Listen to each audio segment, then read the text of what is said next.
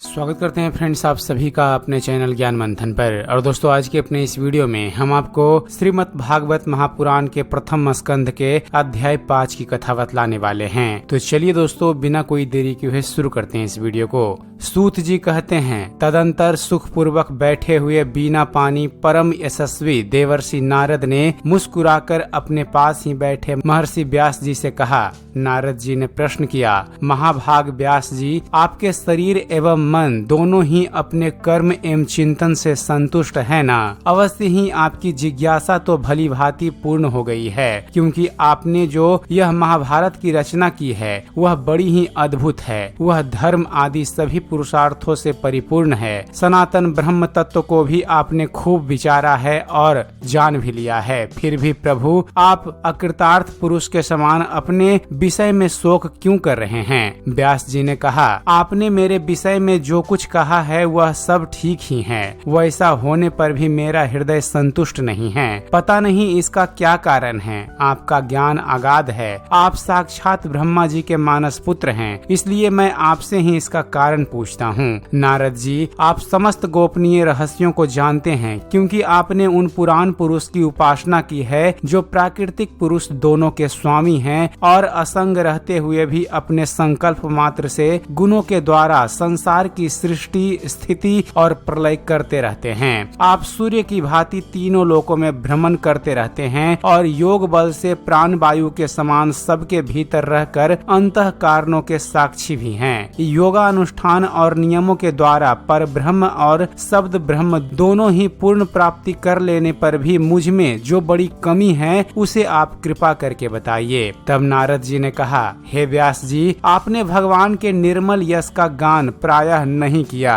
मेरी ऐसी मान्यता है कि जिससे भगवान संतुष्ट नहीं होते वह शास्त्र या ज्ञान अधूरा है। आपने धर्म आदि पुरुषार्थों का जैसा निरूपण किया है, भगवान श्री कृष्ण की महिमा का वैसा निरूपण नहीं किया। जिस वाणी से चाहे वह रस भाव अलंकार आदि से मुक्त ही क्यों न हो, जगत को पवित्र करने वाले भगवान श्री कृष्ण के यश का कभी गान नहीं होता। वह तो कौओं के लिए उच्छित फेंकने के स्थान समान अपवित्र मानी जाती है। मान सरोवर के कमनीय कमल वन में बिरहने वाले हंसों की भांति ब्रह्म धाम में विहार करने वाले भगवत चरणारविंदित श्रित परमहंस भक्त कभी उसमें रमन नहीं करते।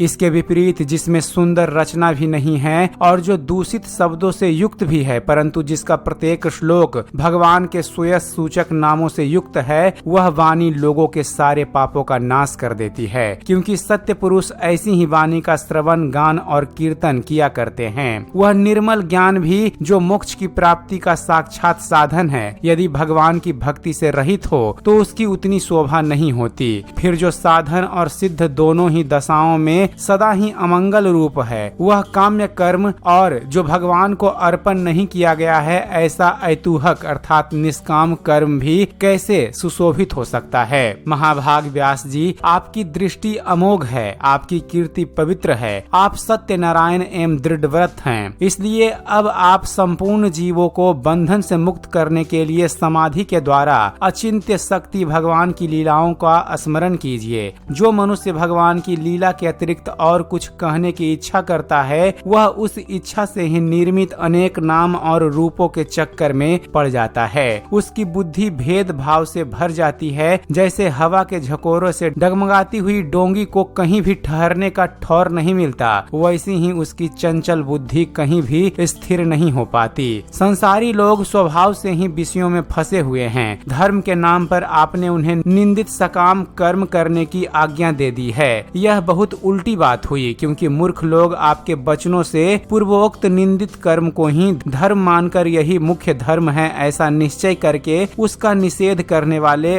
वचनों को ठीक नहीं मानते। हे व्यास जी, भगवान अनंत हैं। कोई विचारवान ज्ञानी पुरुष ही संसार की ओर से निर्वृत्त होकर उनके स्वरूप भूत परमानंद का अनुरूप कर सकता है। अतः जो लोग परमार्थिक बुद्धि से रहित हैं और गुणों के द्वारा नचाए जा रहे हैं, उनके कल्याण के लिए ही आप भगवान की लीलाओं का सर्वसाधारण के हित की दृष्टि से वर्णन कीजिए। जो मनुष्य अपने धर्म का परित्याग करके भगवान के चरण कमलों का भजन सेवन करता है, भजन परिपक्व हो जाने पर तो बात ही क्या है। यदि इससे पूर्व ही उसका भजन छूट जाए तो क्या कहीं भी उसका कोई अमंगल हो सकता है, परंतु जो भगवान का भजन नहीं करते और केवल स्वधर्म का पालन करते हैं उन्हें कौन सा लाभ मिलता है। बुद्धिमान मनुष्य को चाहिए कि वह किसी वस्तु की प्राप्ति के लिए प्रयत्न करे जो तिनके से लेकर ब्रह्म पर्यंत समस्त ऊंची नीची योगिनियों के कर्मों के फल स्वरूप आने जाने पर भी स्वयं प्राप्त नहीं होती। संसार के विषय सुख तो जैसे बिना चेष्टा के दुख मिलते हैं, वैसे ही कर्म के फल स्वरूप में अचिंत्य गति समय के फेर से सबको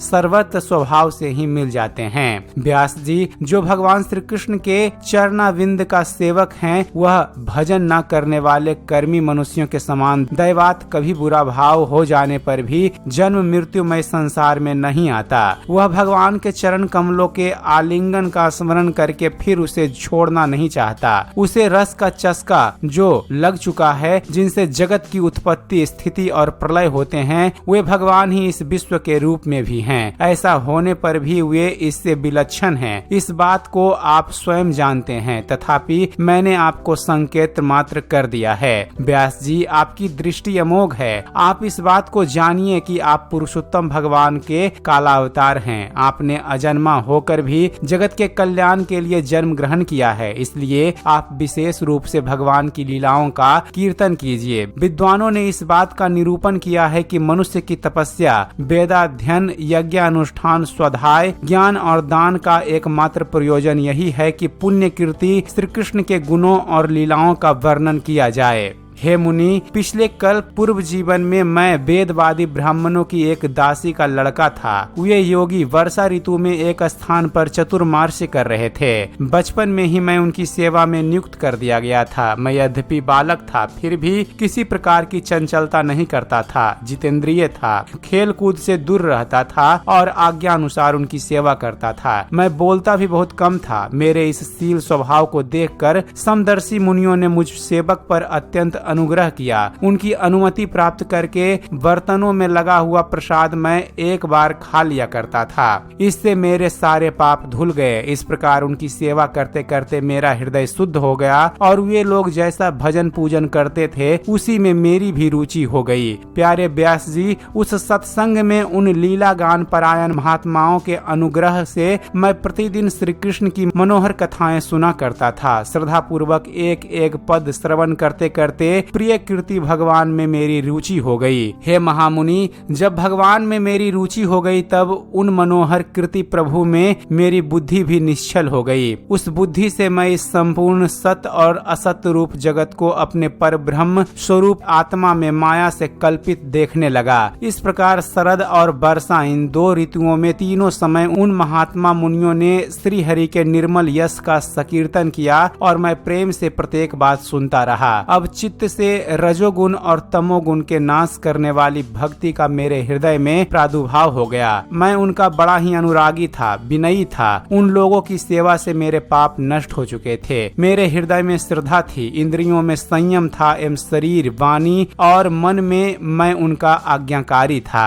उन दीन वत्स महात्माओं ने जाते समय कृपा करके मुझे उस गुहतम ज्ञान का उपदेश दिया जिसका उपदेश स्वयं भगवान ने अपने श्रीमुख से किया है। उस उपदेश से ही जगत के निर्माता भगवान श्री कृष्ण की माया के प्रभाव को मैं जान सका, जिसके जान लेने पर उनके परम पद की प्राप्ति हो जाती है। सत्य संकल्प व्यास जी, पुरुषोत्तम भगवान श्री कृष्ण के प्रति समस्त कर्मों को समर्पित कर देना ही संसार के तीनों पापों की एकमात्र औषधि है। यह बात मैंने आपको बतला दी। प्राणियों को जिस पदार्थ के सेवन से जो रोग हो जाता है, वही पदार्थ चिकित्सा विधि के अनुसार प्रयोग करने पर क्या उस रोग को दूर नहीं करता? इसी प्रकार यद्यपि सभी कर्म मनुष्यों को जन्म मृत्यु रूप संसार के चक्र में डालने वाले हैं, यद्यपि जब वे भगवान को समर्पित कर दिए जाते हैं तब उनका कर्म पना ही नष्ट हो जाता है। इस लोक में जो शास्त्र विहित कर्म भगवान की प्रसन्नता के लिए किए जाते हैं, उन्हीं से परा भक्ति युक्त ज्ञान की प्राप्ति होती है। उस भगवदर्थ कर्म के मार्ग में भगवान के आज्ञा अनुसार आचरण करते हुए लोग बार बार भगवान श्री कृष्ण के गुण और नामों का कीर्तन तथा स्मरण करते हैं।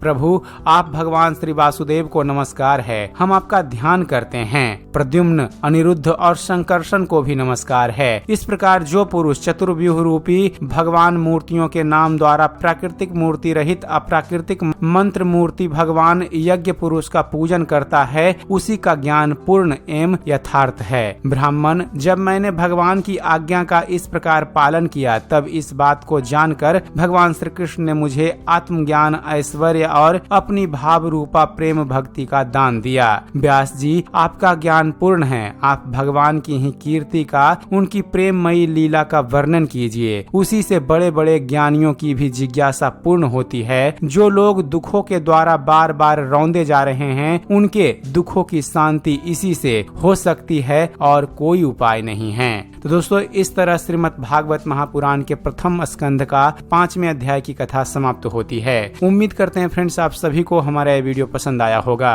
वीडियो पसंद आया हो तो वीडियो को लाइक और शेयर करना मत भूलिएगा। और दोस्तों, ऐसे ही ज्ञानवर्धक वीडियो देखते रहने के लिए आप हमारे चैनल ज्ञान मंथन को सब्सक्राइब करना मत भूलिएगा। आप हमारे चैनल को सब्सक्राइब कीजिए और देखते रहिए, जानते रहिए। धन्यवाद। जय हिंद।